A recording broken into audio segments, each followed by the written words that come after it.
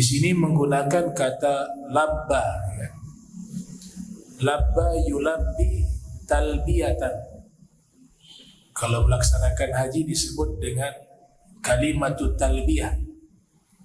Itu adalah kalimat menjawab panggilan Allah. Berbeda dengan al-ijabah. Talbiyah dan al-ijabah walaupun artinya menjawab, tapi maknanya itu berbeda. Kalau talbiyah yang diambil dari kata labba yulabbi talbiyatan, yang artinya menjawab panggilan, menjawab seruan, itu pasti maknanya menjawab dengan senang hati. Menjawab dengan senang hati. Adapun al-ijabah diambil dari kata ajaba yujibu ijabatan, yang juga berarti menjawab, memiliki arti bisa menjawab dengan senang hati dan juga bisa menjawab dengan terpaksa.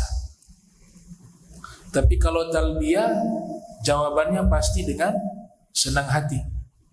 Makanya ketika kalimatut talbiyah dibacakan labbaik Allahumma labbaik ila akhir, sampai akhir daripada kalimat, di situ dia dengan senang hati menjawab panggilannya Allah Subhanahu wa taala. Adapun al-ijabah kadangkala diartikan menjawab dengan senang hati, kadangkala juga memiliki arti menjawab dengan terpaksa. Di dalam Al-Qur'an salah satu contoh, Allah Subhanahu wa taala berfirman, ya ayyuhalladzina amanu stajibu lillahi wa lirasul idza da'akum lima yuhyikum. Wahai orang-orang beriman, jawablah panggilan Allah dan panggilannya Rasul apabila memanggil kalian. Di sini makna menjawab bisa dua makna. Menjawab secara paksa karena hukumnya wajib menjawab panggilan Allah dan panggilan Rasul. Maka ketika wajib, baik dengan senang hati ataupun dengan terpaksa, tetap harus menjawab. Jadi panggilan Allah dan panggilan Rasulullah itu hukumnya wajib. Wajib dijawab. Bahkan asbabun nuzul dari firman tersebut, Nabi sedang memanggil salah satu sahabat. Ternyata sahabat ini sedang melaksanakan sholat. Maka Nabi memanggil dia berkali-kali, tidak ada jawaban. Selesai dia sholat, dia menghadap Nabi. Kemudian Nabi bertanya kepadanya, ma mana'aka an tujibali? Ma mana'aka an tujibali? Ala sabilil ma'na, ya, dengan jalan makna, tidak jalan riwayat. Nabi bertanya kepada sahabat tersebut, apa yang mencegahmu sehingga kamu tidak menjawab panggilanku? Dia mengatakan, mohon maaf wahai Rasulullah, ketika kau memanggil saya sedang sholat. Kemudian Nabi bacakan firman Allah Ta'ala berfirman, ya ayyuhalladzina amanu stajibu lillahi wa lirasuli. Stajibu lillahi wa lirasuli idza da'akum lima yuhyikum. Wahai orang beriman, jawablah, kata perintah. Kata perintah yang di sini bukan perintah yang sifatnya sunnah, tapi wajib.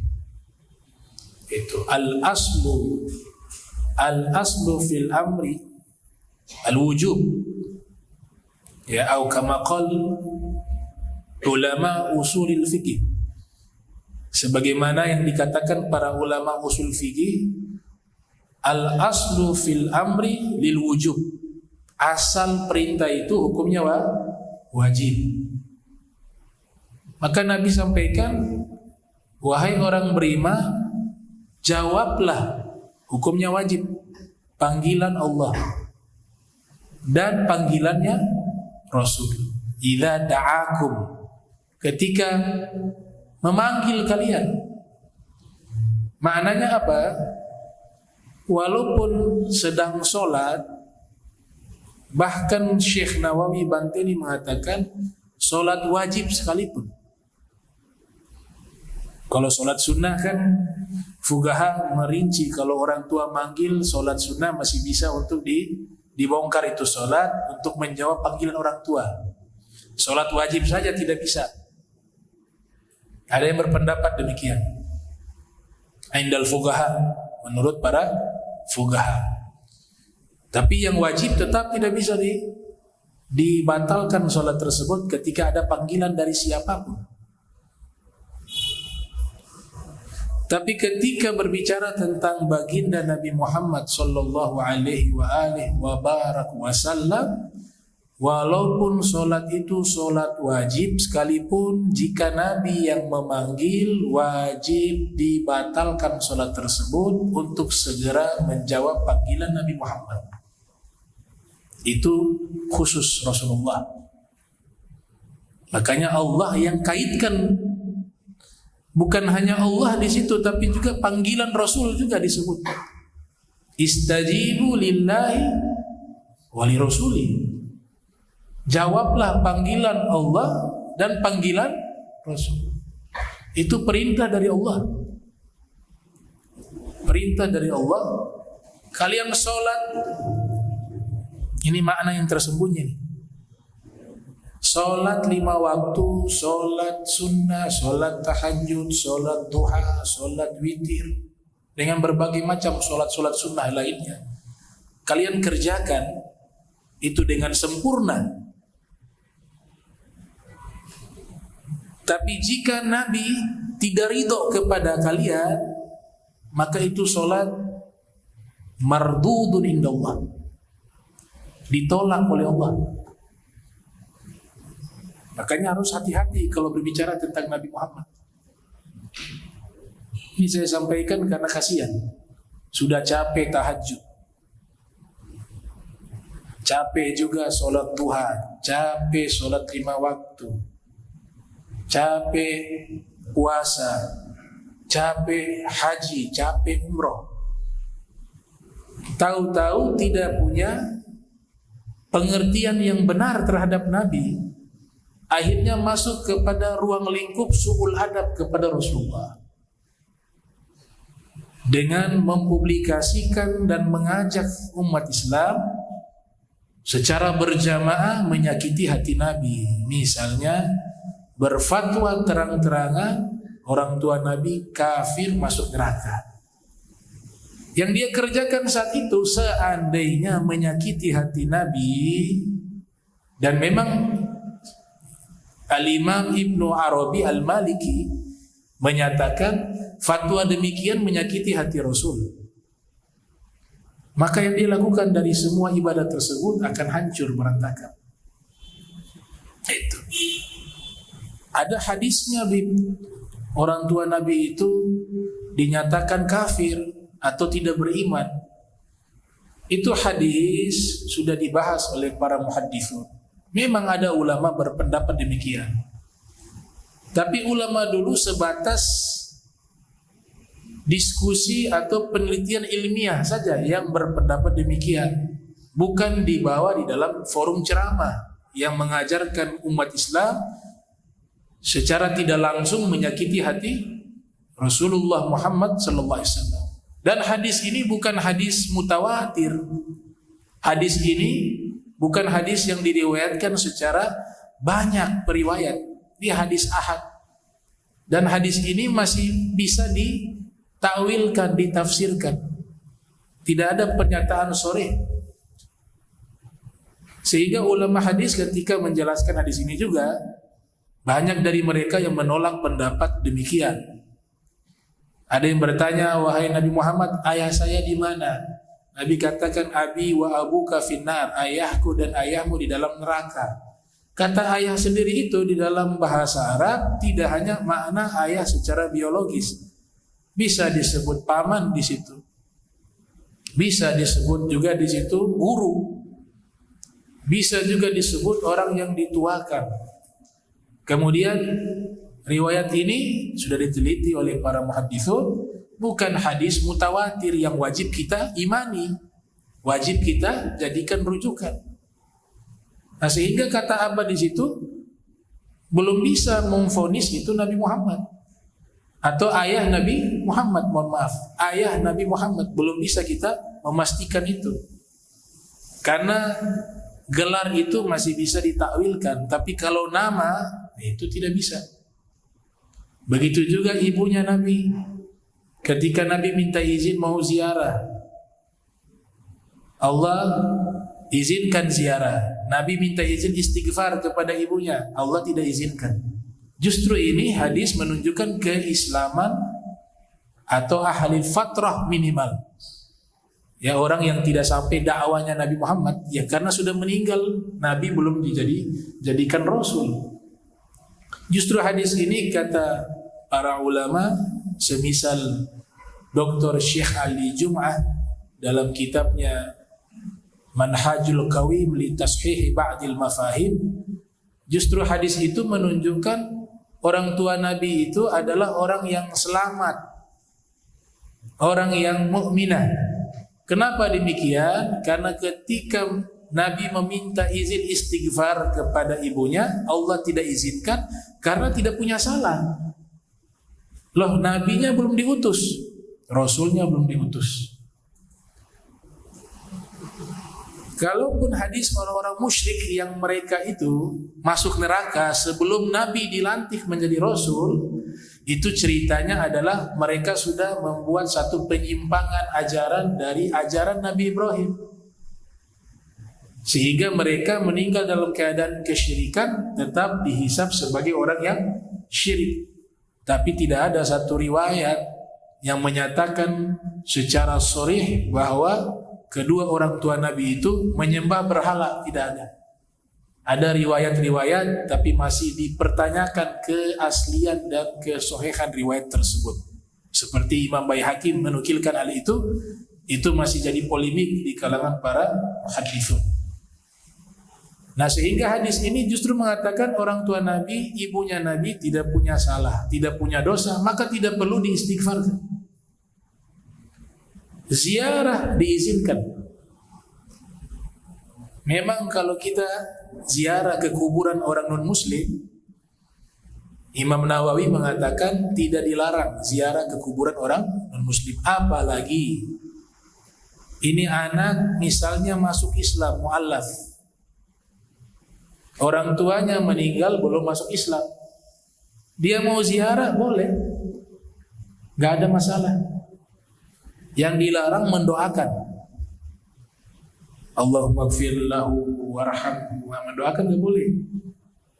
Karena prinsip ajaran kita yang sampai doanya kepada orang yang meninggal harus mukmin, harus Islam. Sehingga doa yang kita doakan kepada orang yang tidak beriman tidak akan bisa diterima oleh Allah Subhanahu wa taala. Tidak akan diterima oleh Allah Subhanahu wa taala. Rabbana fir lana wa li ikhwanina alladzina sabaquna bil iman. Itu ayat tuh. Mereka mendoakan orang-orang mukmin yang sudah meninggal, sabaquna bil iman, yang dengan meninggalnya membawa keimanan. Nah, Nabi ziarah ke kuburan ibunya. Nabi pada waktu itu dalam riwayatnya Syekh Nawawi Al-Bantini, Nabi diberikan mukjizat yang sama dengan mukjizatnya Nabi Isa, yaitu bisa menghidupkan orang yang meninggal. Nabi doa kepada Allah, minta izin orang tuanya dibangkitkan lagi, kemudian syahadat, masuk Islam, baru kembali masuk ke kuburan. Itu ada riwayat demikian, terlepas dari riwayat lemah dan seterusnya. Tapi kita harus punya yang namanya husnuzon. Kenapa kita tidak ambil prasangka baik saja?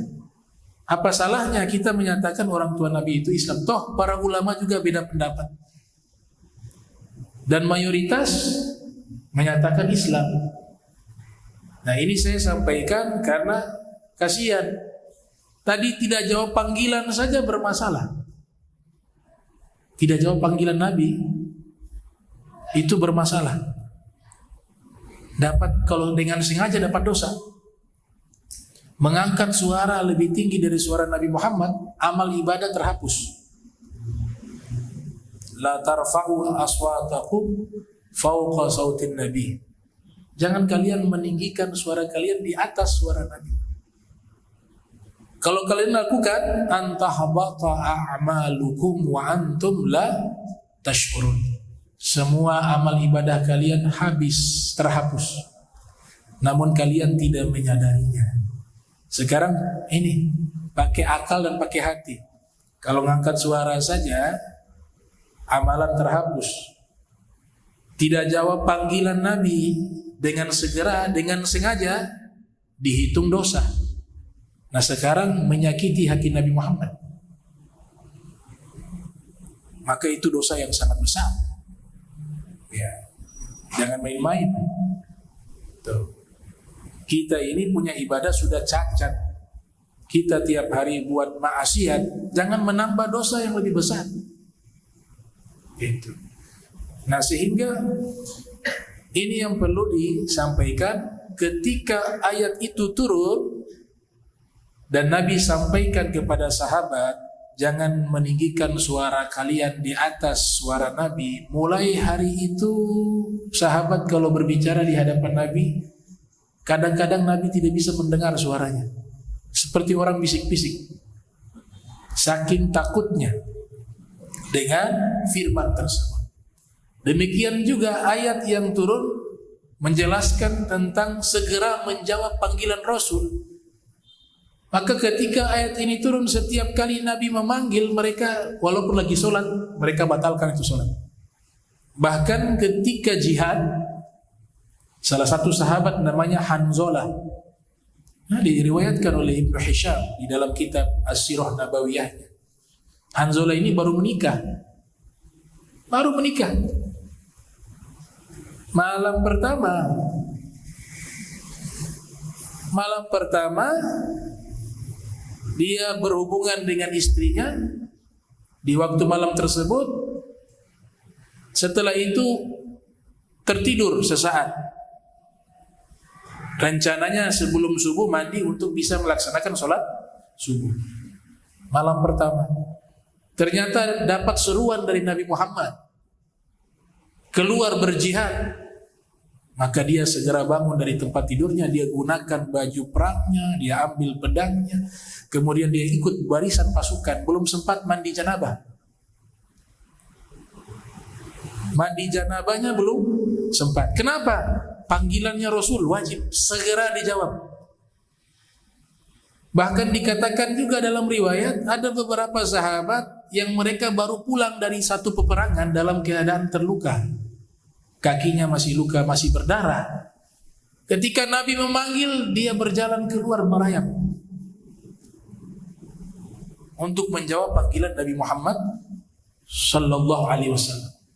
Nah ini Hanzalah akhirnya ikut perang, ikut jihad. Ternyata selesai peperangan, Hanzalah ini terbunuh. Dan Nabi sallallahu alaihi wasallam, beliau bisa melihat malaikat dan bidadari. Hanzalah dalam keadaan badannya kering, kata Abul Qasim As-Suhaili dalam kitabnya Rawdul Unf. Kering badannya, tapi setelah meninggal dalam peperangan tersebut, tiba-tiba badannya basah, tapi tidak ada air. Kemudian sahabat ketika melihat Nabi menatap Hanzalah dan Nabi menutup matanya. Sahabat bertanya, ya Rasulullah, kenapa kau menutup mata? Kata Nabi, ada bidadari di sampingnya yang ikut memandikan jenazahnya. Saya tidak boleh melihat. Nabi tutup matanya. Bukan hanya bidadari, ada malaikat juga memandikan jenazahnya. Ternyata dapat info mereka memandikan 2 kali mandi. Yang pertama mandi janabah, yang kedua mandi jenazah. Yang memandikan siapa? Malaikat dan bidadari. Nah, ini buah dari apa? Segera menjawab panggilan Rasulullah Muhammad sallallahu alaihi wasallam. Jadi jangan sampai kita sia-sia ibadah, hancur gara-gara masalah su'ul adab kepada Nabi. Ya, seperti bahasa-bahasa, sudah Muhammad saja manusia biasa. Muhammad begini, Muhammad begitu. Emang itu sahabat? Itu adik kamu? Kenapa tidak pakai bahasa penghormatan? Toh Allah katakan wa man yu'azzim sya'airillah fa innaha min taqwal qulub.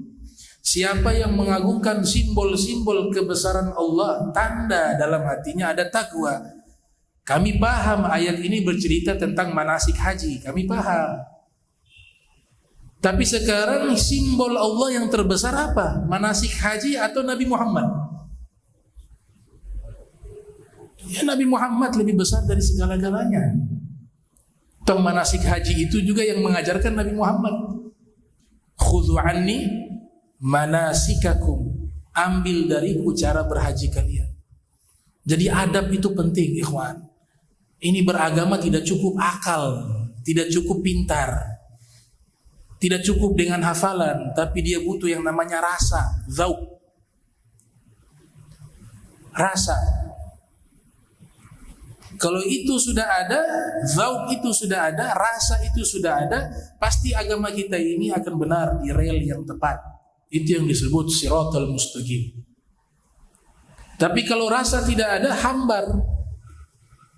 Ngajar ya ngajar. Muhammad pergi ke sana. Muhammad begini. Gak ada, dia punya rohnya, gak ada. Sahabat menyatakan, Ibnu Abbas, la taqulu Muhammad walakin qulu ya Rasulullah. Jangan sekali-sekali manggil namanya dengan Muhammad. Kalau panggil dengan gelar beliau, wahai utusan Allah. Toh Allah muliakan Nabi dengan memanggil gelar-gelar penghormatan kepada Nabi. Ya ayyuhal muzammil, ya ayyuhal mudaththir. Toha, Nun. Kalau sebut nama setelahnya Rasulullah. Allah pakai gelar ketika memanggil Nabi Muhammad sallallahu alaihi wasallam. Ya, ini karena berkaitan ayat tadi ya, istajibu lillahi wa li rasuli. Jadi tinggi sekali makomnya beliau. Tinggi sekali. Bahkan dikatakan, ini pendapat ulama ya, bukan riwayat hadis, bukan firman Al-Quran, bukan riwayat hadis. Tapi pendapat ulama yang mereka pahami daripada Al-Quran dan hadis Nabi. Dikatakan begini, kalau tidak salah Syekh Nawawi Al-Bantini juga yang menyatakan, beliau punya tafsir namanya Tafsir Munir. Jika ada orang yang dia taat, bahkan tidak pernah maksiat seumur hidup, dan seluruh ibadahnya sempurna,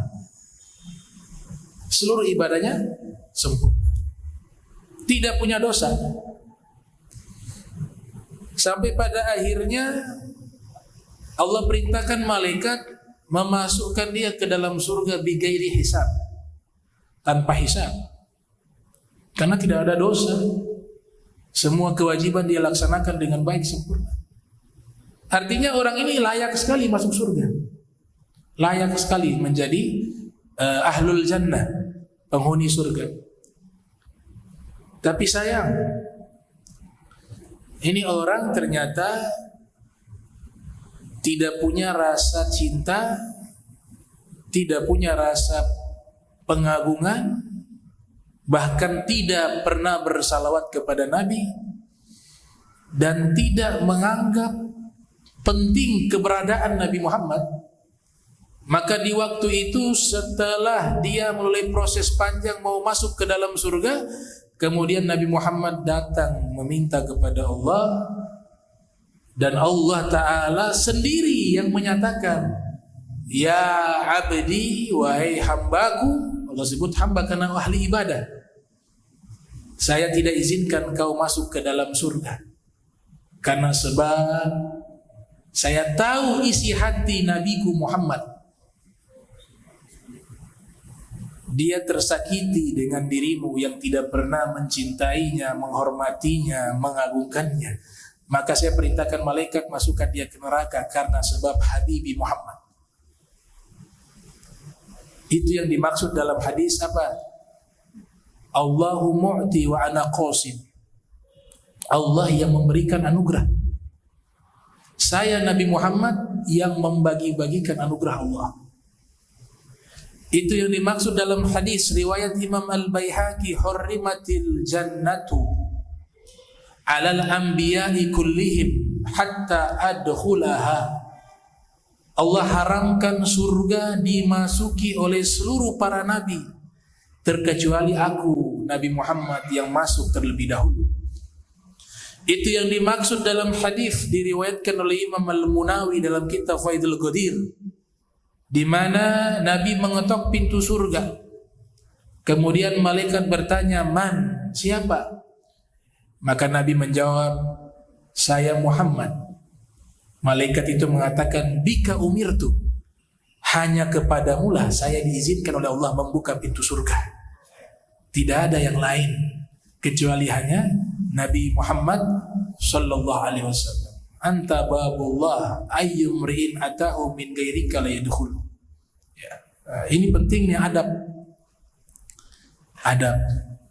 Jadi jangan sok jagoan, mentang-mentang baru tahu hadis sedikit, Al-Quran sedikit, ngajar Muhammad itu begini, Muhammad itu begitu, Muhammad itu begini.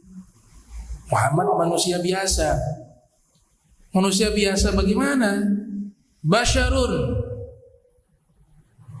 la kal bashari, huwa basyarun la kal bashari.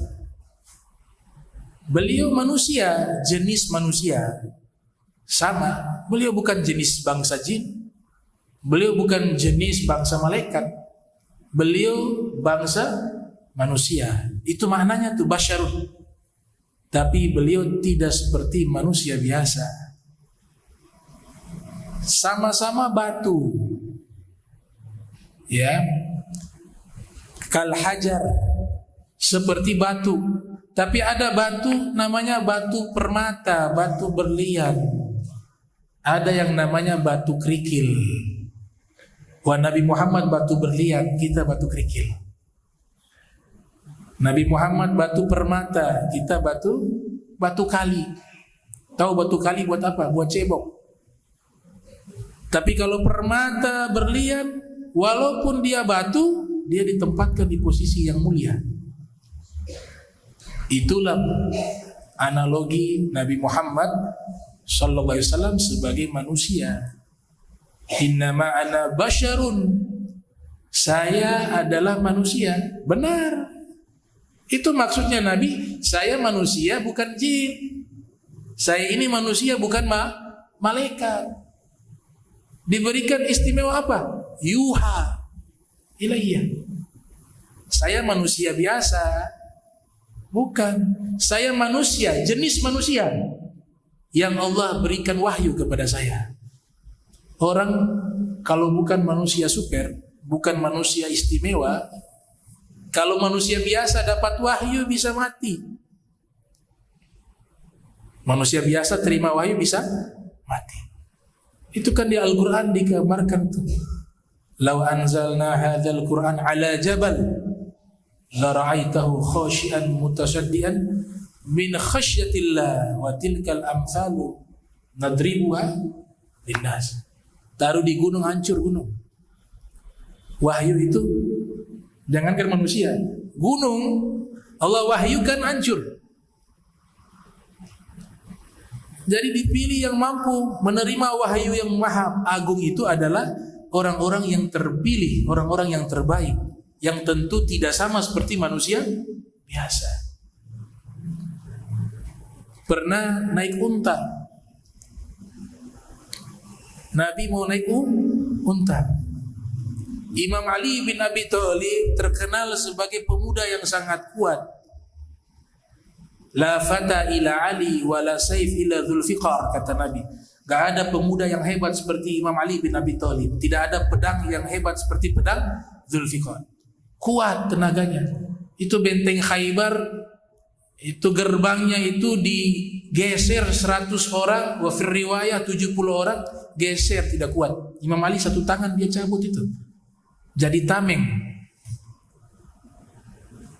Kalau belah musuh melawan Al-Haris dan Amrun bin Abdul Wud di perang Khandaq, Al-Haris di perang Khaybar. Itu raksasa, dia punya pedang saja 2 meter. Orang Yahudi. Sayyidina Ali fisiknya tidak tinggi, tidak pendek. Sempurna lah. Tidak terlalu tinggi, laisa bil qasir wa laisa bit tawil, tidak pendek, tidak juga terlalu tinggi. Ya hadapi itu. Algojonya orang Yahudi. Pedangnya 2 meter menurut penelitian para ulama. Tahu tingginya berapa meter? Dibelah oleh Sayyidina Ali, terbelah 2 dengan pedangnya. Amr bin Abdul Wud di perang Khandaq demikian juga, hampir terbelah. Dia tarik dari bawah ke atas. Padahal tidak pernah duel itu. Siapapun yang menjadi lawan Amr bin Abdul Wud, baik dari bangsa Romawi, bangsa Persia, ataupun orang Arab di zaman itu, walaupun usianya sudah sepuh, tapi dia sangat jago ketika duel 1 lawan 1, tidak pernah kalah dalam duel. Dia hanya kalah dengan Imam Ali bin Abi Thalib. Makanya ditantang tuh sahabat-sahabat yang hadir waktu itu di perang Khandaq. Mana yang jagoan, wahai Muhammad? Munculkan mereka lawan saya. Semua kenal ini. Ini duel tidak pernah kalah. Sayyidina Ali mengatakan, saya ya Rasulullah. Jangan Ali, Nabi kasihan, masih muda Sayyidina Ali waktu itu. Jangan. Kasih kesempatan yang lain. Dia teriak lagi, mana wahai Muhammad? Ini kalau saya sebut Muhammad ala sabil hikayah tidak apa-apa. Dengan maksud jalan cerita, karena dia memanggil demikian. Bukan maksud ditahkir, meremehkan, bukan. Ulama membolehkan dalam siyakul riwayah atau kalam, menyampaikan cerita. Ini yang kurang ajar nih. Makanya yang panggil-manggil Muhammad kayak Amr bin Abdul Wud. Kalau yang lain yang kenal Nabi Muhammad gak berani. Dia panggil, ya Muhammad, mana yang jagoan? Keluarkan. Semua diam. Sayyidina Ali dengan saya. Jangan. Sampai 3 kali. Akhirnya Nabi izinkan. Terjadi duel di situ. Saking sengitnya duel itu, sampai pasir debu itu terangkat sehingga tidak kelihatan lagi. Mana Imam Ali, mana Amr. Tiba-tiba terdengar suara teriakan. Wafir riwayah suara takbir. Setelah itu mulai debu mulai sedikit demi sedikit mulai terlihat sosok 2 orang tersebut di dalam debu itu. Sampai akhirnya terlihat Sayyidina Ali dalam posisi sudah membelah dia, hampir terbelah 2. Kuat. Jagoan. Sampai dikatakan ketika konflik dengan Muawiyah, itu Sayyidina Ali mengirim surat kepada Muawiyah. Waktu itu juga ada Ammar bin As. Dibaca itu surat. Isi surat Sayyidina Ali mengatakan, wahai Muawiyah, kita hadapi masalah ini secara jantan, laki-laki saja. Jangan bawa-bawa umat Islam. Jangan bawa-bawa pasukan, mereka tidak punya masalah. Kalau kau punya masalah dengan saya, kita selesaikan berdua saja. Kita duel 1 lawan 1. Oh, laki-laki pemberani. Kata Ammar bin As, terima saja duel itu. Kata Muawiyah, kalau saya terima saya mati. Kamu kenal dia kan? Iya. Kalau saya mati yang jadi khalifah kamu. Kak, saya tidak mau. Tetap perang. Akhirnya pecahlah perang namanya Ghazwatus Siffin. Padahal sudah diajar. Karena memang sejarah sudah mencatat ini pemuda kalau duel lawan raksasa, orang Yahudi itu raksasa, Al-Haris. Amr bin Abdul Wud, seorang yang tidak pernah kalah dalam duel, dibelah dua oleh Imam Ali bin Abi Thalib. Jadi luar biasa. Yang ingin saya sampaikan, Nabi Muhammad SAW ketika menerima wahyu, ulama sufi mengatakan itu nikmat. Ulama hadis meriwayatkan itu satu hal yang sangat berat. Makanya disebut dalam Al-Quran qaulan thaqila, sanulki alaika qaulan thaqila. Kami akan bacakan kepadamu qaulan thaqila, satu firman yang sangat berat. Sayyidina Ali begitu kuat, begitu hebat, ketika Nabi ingin naik di atas unta, untanya tinggi. Biasanya Sayyidina Ali siap menopang Nabi untuk Nabi naik di atas unta. Dan itu beliau mampu. Nah, ternyata ketika waktu itu Nabi naik di atas punggungnya Imam Ali, ingin naik di atas unta, bertepatan juga dengan turunnya wahyu. Apa yang terjadi? Imam Ali masuk ke dalam tanah. Sudah berusaha masuk. Kemudian Nabi tidak jadi naik. Nabi langsung cepat-cepat turun. Apa kata Nabi? Tadi Allah baru wahyukan saya satu firman. Jadi berat. Sampai Imam Ali hampir masuk ke dalam tanah. Nah itu kalau manusia biasa gak bisa. Kalau kita mati itu wahyu. Kalau pendapat para muhaddisun, kalau golongan sufi mereka mengatakan wahyu itu kenikmatan. Buktinya ketika ada jeda masa wahyu, Nabi di situ merindukan Allah berikan wahyu lagi. Kalau hal itu memberatkan, maka kenapa Nabi harus meminta untuk wahyu tersebut diberikan lagi kepada Nabi Muhammad sallallahu alaihi wasallam? Yang perlu digarisbawahi di sini bukan masalah itu, tapi masalah Nabi Muhammad ini adalah manusia yang dipilih oleh Allah, dan walaupun beliau jenis manusia bukan berarti sama seperti kita. Puasa wisol khusus untuk Nabi, berhari-hari baru buka puasa. Kita gak bisa, hukumnya haram. Kita hanya puasa mulai dari fajar, sebelum terbitnya fajar sodik sampai tenggelamnya matahari. Kalau Nabi Muhammad berhari-hari baru buka puasa. Puasa khususnya beliau wisol. Itu khususnya untuk beliau. Kenapa tidak sama dengan kita? Ya karena beda. Kan dikatakan antum lastu kahayati, kalian tidak seperti aku. Abitu inda rabbi yut'imuni wa yasqini. Saya bermalam yang berikan makan saya Allah dan berikan minum saya Allah. Itu dalam riwayat Imam Malik bin Anas dalam kitab Al-Muwatta yang lahir tahun 93 Hijriah, wafat 179 Hijriah. Nabi keringatnya minyak wangi. Kita semua di sini cuka. Sama dari mana? Minyak wangi sama cuka. Pakaiannya Nabi kalau sudah kena bekas keringat, kata Imam Fakhruddin Ar-Razi dalam Mafatihul Ghaibnya yang lahir tahun 544 Hijriah, wafat 606 Hijriah, pakaiannya Nabi itu walaupun pakai berhari-hari, misalnya Nabi orang yang paling bersih. Ini hanya permisalan saja. Seandainya beliau pakai berhari-hari, itu pakaian tidak mengeluarkan bau busuk dan tidak ada lalat yang hinggap di pakaiannya. Lam yaqa dzubab qat ala thiyabih. Tidak pernah lalat, nyamuk, serangga-serangga lainnya hinggap di bajunya Nabi Muhammad SAW. Kalau buang air besar, gak ada. Toilet itu bau busuk. Yang ada bau kesturi, misik. Diriwayatkan oleh Sayyidah Aisyah, dinukilkan oleh Imam Al-Hakim yang lahir tahun 321 Hijriah dalam kitabnya Al-Mustadrak. Nabi kalau lihat ke belakang sama seperti melihat ke depan. Kita tidak bisa. Di belakang, inni arakum min khalfi kama arakum min amami. Saya melihat kalian dari belakang sama seperti saya melihat kalian dari depan.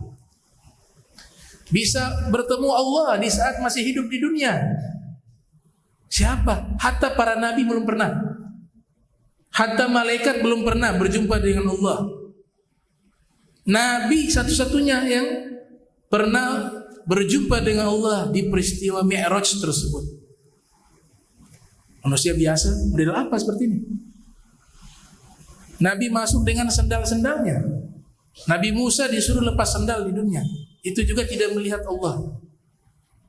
Tidur, hatinya zikir. Bangun tidur tidak batal wudu. Kita tidurnya kayak orang pingsan, bahkan kayak orang mati, hilang total, batal wudu. Nabi gak zikir hatinya. Itu disebutkan dalam kitab Khosais, itu ada banyak sekali keistimewaan Nabi Muhammad. Makanya baca kitabnya. Kitab namanya Khosais, bahkan jadi satu ilmu namanya ilmu Khosais Al-Muhammadiyah. Ilmu yang membahas tentang keistimewaan Nabi Muhammad SAW. Bahkan dikatakan ada 2000 lebih. 2000 lebih keistimewaan Nabi Muhammad yang tidak dimiliki oleh manusia biasa. Terus kita katakan sama kayak saya. Nabi Muhammad manusia, saya juga manusia. Dari mana? 2000 lebih. Satu hal lagi, seumur hidup tidak pernah menguap. Tidak pernah menguap seumur hidup. Sampai 2000 tuh. Imam Suyuti menulis kitab Kifayatul Labib fi Khosaisil Habib, atau disebut Khosaisul Kubra. 2 jilid dibahas keistimewaan Nabi Muhammad sallallahu alaihi wasallam. Nah, mudah-mudahan itu kitab bisa dibaca biar kita kenal Rasul. Kita kenal bagaimana nih kemuliaan, keistimewaan daripada Nabi kita tercinta Muhammad sallallahu alaihi wasallam, sehingga makin tambah cinta, makin tambah menghormati, makin tambah mengagungkan Rasul Muhammad sallallahu alaihi wasallam.